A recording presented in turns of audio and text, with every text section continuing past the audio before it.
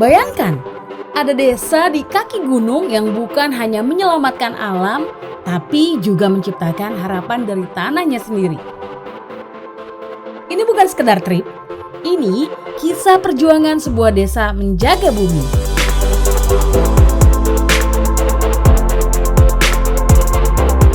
Saya Arza Ruby bersama teman-teman Kehati. Kali ini kita berada di Kampung Sukagali, di mana secara langsung kita akan melihat bahwa masyarakat yang tinggal di sekitar kawasan atau berbatasan dengan Taman Nasional Halimun Salak ini menggantungkan hidupnya dengan hasil pertanian yang berkelanjutan.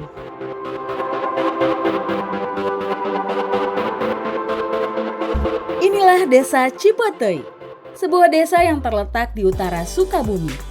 Wilayah ini menjadi koridor penting antara Gunung Halimun dan Gunung Salak. Letaknya yang strategis menjadikan desa itu sebagai garda depan penjaga ekosistem hutan hujan tropis.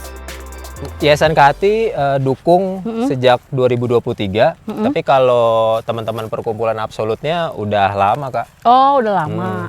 Di Desa Cipetei ini, karena mereka akamsi.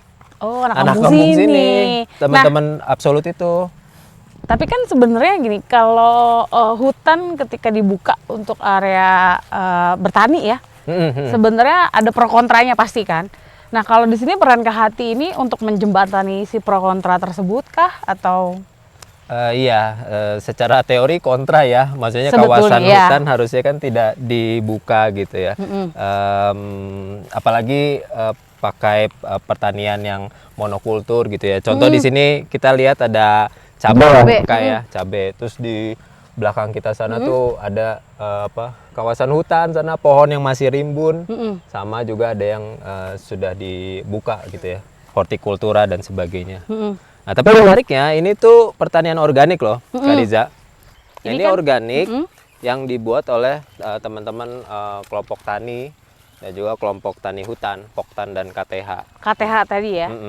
Ini karena memang organik berarti seharusnya dia aman untuk lingkungan sekitarnya ya? Pasti ya, betul. Untuk Karena tanahnya. sebelumnya pakainya kimia ya. Tapi akhirnya sekarang sudah mulai berpindah ya dari kimia jadi ke organik. Oke. Ini kayaknya udah ada yang bisa dipanen tuh. Ini ya. Tadi sih memang ada beberapa yang merah-merah. Sebenarnya kendala yang paling sering ditemuin sih ketika menjembatani hal ini ya. Itu apa sih, Kak? Ini ya perubahan ya kayak. Yang tadinya kebiasaan pakai kimia jadi terus organik. beralih ke organik. Dan organiknya sendiri tuh mereka ngolah sendiri, Kak. Jadi bikin sendiri ya? Bukan beli gitu istilahnya. Jadi karena mereka mau belajar untuk ngolah, bahkan itu diambil material-materialnya, bahan-bahannya itu dari sini semua. Dari sini semua? Untuk materi pupuk-pupuknya, belajar bikin trikoderma. Nanti Kak Riza juga perlu tuh lihat bikin trikoderma, pupuk cair, pupuk padat gitu ya, dari kotoran ternak yang mereka kelola di sini gitu. Goals kedepannya akan seperti apa nih Katian kalau dari Kehati sendiri? Desa Cipetei ini menarik, Kak Riza, karena mereka desa perbatasan dengan Taman Nasional Gunung Halimun Salak. Salah satu desa perbatasan. Jadi faktanya masih ada area yang merupakan kawasan Taman Nasional tapi masih jadi kebun yang dikelola oleh masyarakat gitu. Nah, itu yang perlu perlahan diubah. Nah, ini kita dukung lewat pertanian organik supaya mereka nggak merambah ke kawasan. Nggak buka-buka lagi kawasan Betul. baru. Yang sudah terlanjur dibuka, dibuat pelan-pelan jadi agroforestry. Pohon tegakannya nanti sudah tinggi besar, lama-lama bisa jadi hutan kembali atau reforestasi. Tapi kan ini selain kemajuan dari sisi kehutanannya, tentu ada sisi ekonomis lainnya dong. Iya, iya. Jadi hasil hutan bukan kayu kan salah satunya juga jasa ekowisata lingkungan, Kak. Jasa wisata lingkungan. Mereka punya ide untuk bikin ekowisata. Karena bagus banget tuh, Kak. Di sini kan ada mata air sama sungai ya. Yang intake PDAM Kota Sukabumi juga tuh sungainya. Jadi sebisa mungkin ya komprehensif karena persoalannya juga nggak sesederhana itu ya. Cukup rumit, Kak Riza. Jadi kita coba dukung dan teman-teman absolut sebagai fasilitator bersama kelompok-kelompok masyarakat di sini coba berbagai cara gitu ya. Karena memang belum semua bisa berubah seperti tadi Kak Riza tanya, tantangannya itu mengubah masing-masing Mindset, orang ya. dan kelompok-kelompok itu tidak mudah ya.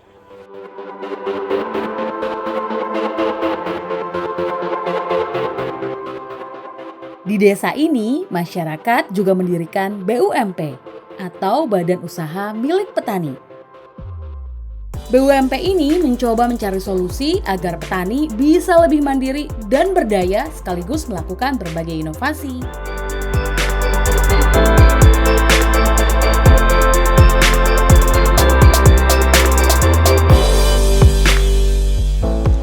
BUMP itu adalah badan usaha milik petani ataupun wadah usaha yang mana pada hal ini adalah dilakukan oleh dari dan untuk para petani.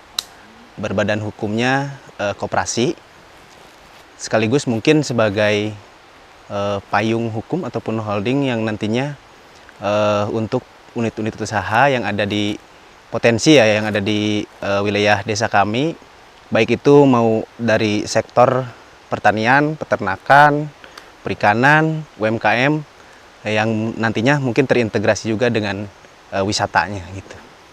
Kenapa harus ada BUMP? Dikarenakan mungkin salah satunya untuk menjawab keresahan-keresahan ya para petani pada khususnya yang ada di wilayah kami, di mana para petani ini untuk saat ini memang secara usaha mereka di bidang pertanian ini masih ada kaitan dengan permodalannya itu masih ketergantungan dengan para tengkulak ataupun optaker, yang mana akhirnya secara nanti di biaya produksi para petani dan juga untuk pemasarannya berpengaruh terhadap hasil para petani itu sendiri, sehingga akhirnya untuk kesejahteraan para petani, nah mungkin BUMP bergerak ataupun maksud tujuannya kenapa harus ada BUMP, yaitu salah satunya untuk menjawab tantangan-tantangan tersebut gitu. Absolut adalah organisasi lokal yang berada di Kecamatan Kabandungan yang sebenarnya dulu dibangun atas dasar kita membangun solidaritas antar kawan-kawan kita yang tergabung. Nah, kita memang waktu itu punya concern terhadap lingkungan karena di sekitar kami di sini ada Taman Nasional dan dulu ada hutan produksi di sini Perum Perhutani.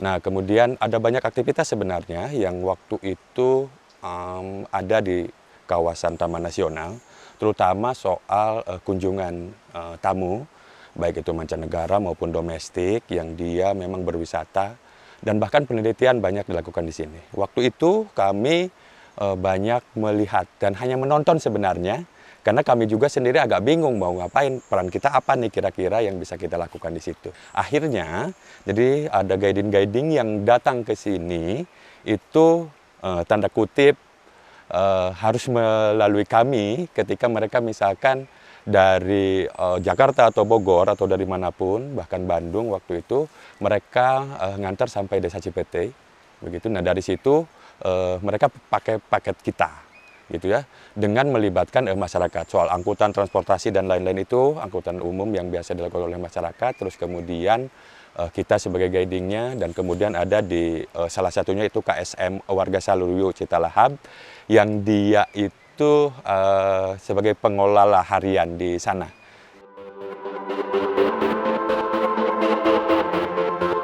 Selain pertanian, masyarakat di Cipete juga menerapkan sistem pertanian terpadu, menggabungkan pertanian dengan peternakan dan perikanan.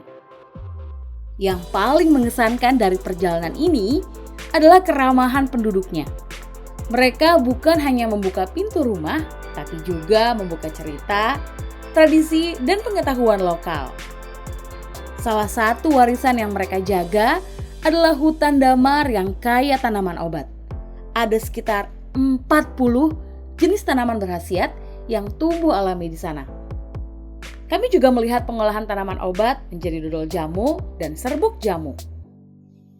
Di tengah hutan damar, kami menemukan jejak kehidupan liar. Ada jejak kaki macan tutul tampak jelas di tanah. Tak jauh dari sana, sisa kulit terenggiling ditemukan. Mungkin ini santapan sang pemangsa di malam sebelumnya. Masyarakat di sini juga mengembangkan ternak lebah untuk diambil madunya. Jadi Cipete ini kenapa saya ngambil konsep lestari? Karena kita mengambil dari potensi yang ada di Desa Cipete. Kebetulan Desa Cipete, luas kawasan Desa Cipete itu sekitar 4.379 hektar. Dan kebetulan mayoritas di kita itu pertanian dan peternakan. Perikanan kita ada juga karena memang sumber airnya kita di kawasan Taman Nasional Gunung Halimun kita. Jadi sebetulnya kita desa penyangga Taman Nasional Gunung Halimun. Nanti kita akan saya akan mengonsep dari mulai pertanian, peternakan, terus perikanan, terus juga ada UMKM wilayah juga, dan kita akan nantinya endingnya jadi ekowisata ataupun agrowisata gitu, seperti itu. Bagi masyarakat Cipete, hutan bukan tempat yang harus ditaklukkan. Hutan adalah guru, adalah warisan, adalah penyangga hidup. Kami menyaksikan langsung bahwa konservasi bukan hal yang rumit. Ia bisa lahir dari keseharian, dari cara kita bertani, berbagi, dan mencintai tanah yang kita pijak.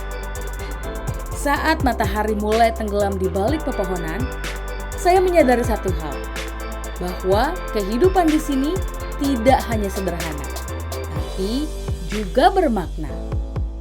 Cipete mengajarkan kita tentang keseimbangan, tentang bagaimana manusia dan alam bisa saling menjaga. Sampai ketemu di destinasi berikutnya.